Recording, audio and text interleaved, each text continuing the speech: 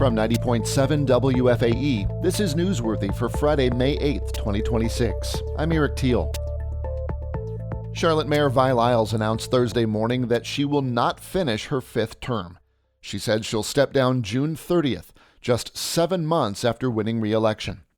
In a statement, the 73-year-old said, quote, "It is time for the next phase of my life to spend more time with my grandchildren and for someone new to lead us forward." Behind the scenes, there had been increasing concern in the government center about Lyles' ability to do the job due to her age and health. For more, WFAE's political reporter Steve Harrison spoke with our Nick Delacanal.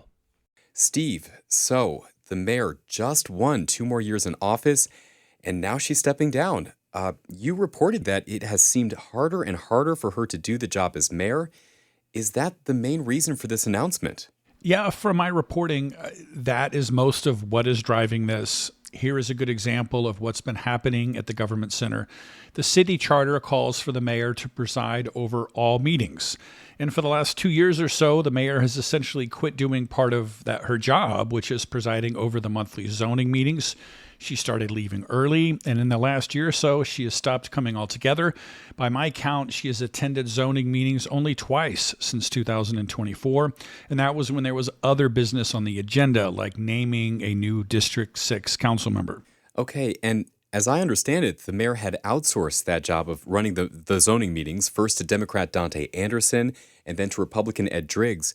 But have there been other signs that something was off? Yeah, over the last few months, I've been getting a number of calls from council members, community leaders, business leaders. They were concerned as to whether the mayor was up for the job. They said she could be unsteady in public appearances when she went off script. They said she could appear confused. And I know, Nick, this is really sensitive, and obviously I am not a doctor. I don't have special insight into her health. But here is how she opened a recent council meeting. Good afternoon, everyone. Good morning and good afternoon, everyone. Thank you for being here. Good evening. I think it's evening, but you never can tell in this weather. And when she and other city leaders were brought to Raleigh in February for a legislative hearing on crime, she was unsteady, even when asked an easy question by a fellow Democrat about the impact of sporting events on Uptown. Right now, the Hornets are going on an eight times 9. Oh, they're up to 9. Sorry, I was 9. But look. You're about to get in trouble now. I know. But when you think about this, pretty soon one of the things we're going to have, or at least not I'm going to have, but the Hornets are going to give the what do you call the thing that you wear? No, I'm just joking. The jersey is going to be for Dale Curry. He's going to be given our leadership. We're going to give him the key to the city. And again, you don't have to be a great speaker to be mayor, but there were other events in which the mayor struggled, like this year's Center City Vision Awards, and a lot of people started to notice. And you actually tried to speak to the mayor about this recently. How did that go? I did. I tried to interview her Monday in a conference room before the regular city council meeting. It is a very informal space, and for years and years, reporters have been able to interview anyone there, elected officials, staff members, etc. I told the mayor I had a sensitive question and that people were asking me whether she was going to finish her term. She laughed about it, and this was her answer. Well, let's see. I'll make a decision at some point, right? Then her top assistant, Kate Cunningham, escorted her away. I tried to talk to her again, and then a CMPD officer escorted her away again and said she would not talk. After that, I asked the city directly for a statement or an interview by Wednesday.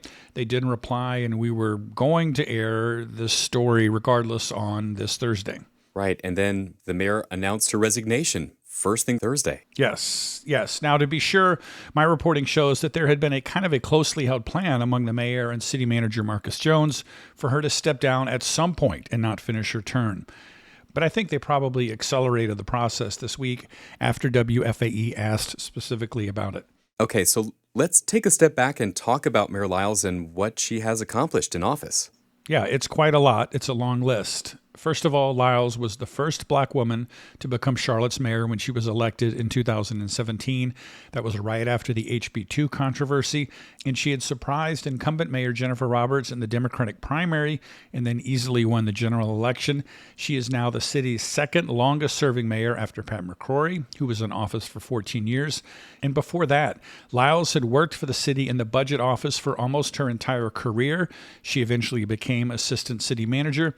And so I think it's safe to say there are few people who have given more to the city of Charlotte than Vi Lyles. So her whole career has been in public service. As mayor, what are her biggest accomplishments? I think you have to start with the transportation sales tax that Mecklenburg County voters approved last year that will pay for a multi-billion-dollar plan to build roads, trains, and expand the bus service. The mayor has been working on this for most of the decade, trying to build consensus in Raleigh, and there were times when the whole concept looked completely dead. But the mayor, with the help from the business community, got GOP lawmakers on board, and then voters said yes to the tax. I think that's going to be her biggest legacy. And there are other accomplishments as well. Yes, affordable housing was very important to the mayor, and under her tenure, the city's housing trust fund has grown significantly.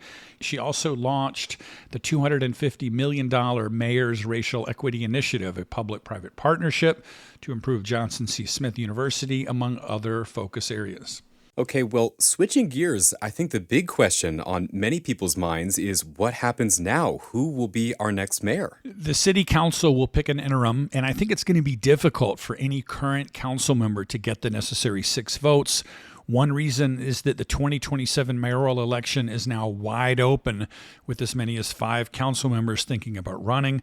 No one wants to give a possible competitor a leg up. Yeah, so the council could pick someone from the outside. Is that allowed? That is allowed. When Patrick Cannon resigned in 2014, council members named State Senator Dan Clodfelter as interim. So you could have an outsider, perhaps someone from the business community like Frank Emery, the former chief attorney for Novant, although he might have to step down as vice chair of the new transit authority. You could have a member of the Mecklenburg legislative delegation who decides they want to leave Raleigh and become interim mayor. And then there's former city council member Greg Phipps, who has been an elected official and an interim council member before. He's a nice guy. He's well-liked. And most important, he's not a threat to anyone who wants to be mayor in 2027. Yeah, really interesting. Well, there is a lot to watch here. WFAE's Steve Harrison. Thank you, Steve. Thanks, Nick. Reactions started pouring in immediately following the mayor's announcement. Leaders across Charlotte's political spectrum are praising her leadership and historic role as the city's first black female mayor. Mecklenburg County Commission Chair Mark Jarrell calls her a history maker and steady voice during pivotal moments for the city. Former Mayor Pat McCrory is praising her, quote, maturity, professionalism, and dignity.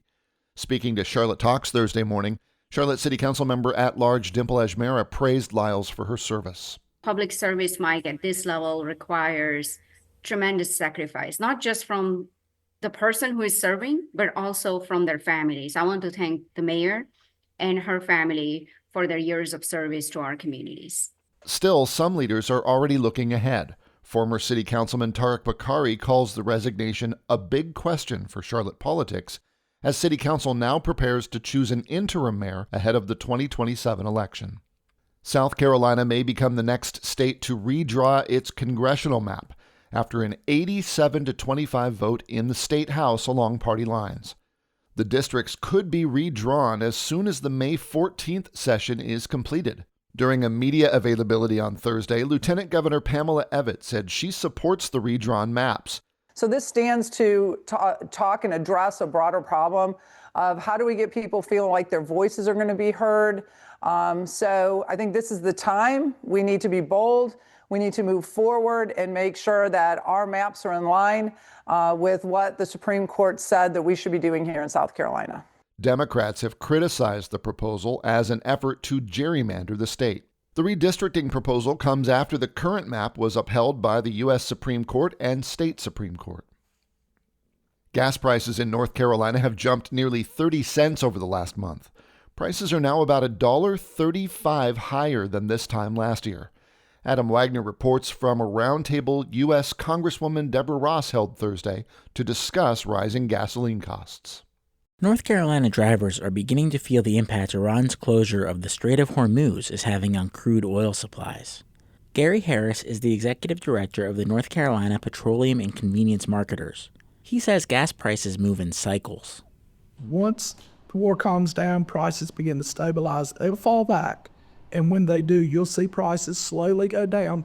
And I will tell you, prices will not fall as quickly as they rise because a lot of people are trying to recoup cost as it goes down.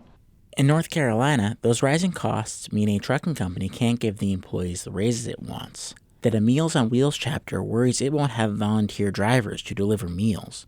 And that nonprofits like the Wake County Boys and Girls Club are beginning to hear that the families they serve are having a hard time making ends meet. Adam Wagner, North Carolina Newsroom, Capitol Bureau. A new report finds more than 2,000 people were experiencing homelessness in Mecklenburg County earlier this year. The results of the annual point-in-time count released Thursday identified over 2,000 people experiencing homelessness in January. Nearly 500 were living unsheltered in places like cars, parks, and encampments. That's up about 12% from last year. And officials say the number of people staying in shelters actually declined, largely because some shelters reduced capacity or closed due to funding constraints.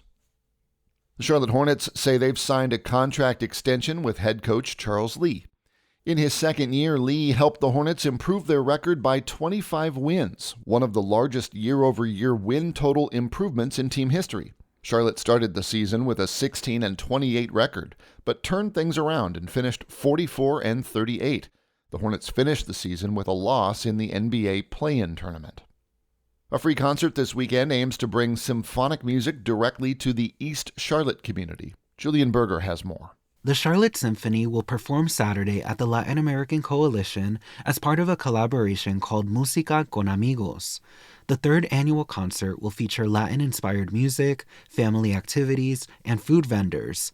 Latin American Coalition CEO Jose Hernandez Paris says the goal is to make the arts more accessible to people who may not normally seek them out. I think once people are exposed to an artistic presentation like this one, it helps people connect to something that maybe they didn't know is something that they enjoy or they like. Música con Amigos will take place Saturday at 4 at the Latin American Coalition in East Charlotte. Julian Berger, WFAE News. And a note, the Charlotte Symphony Orchestra is an underwriter of WFAE. And for Friday, May 8th, that's Newsworthy. I'm Eric Teal.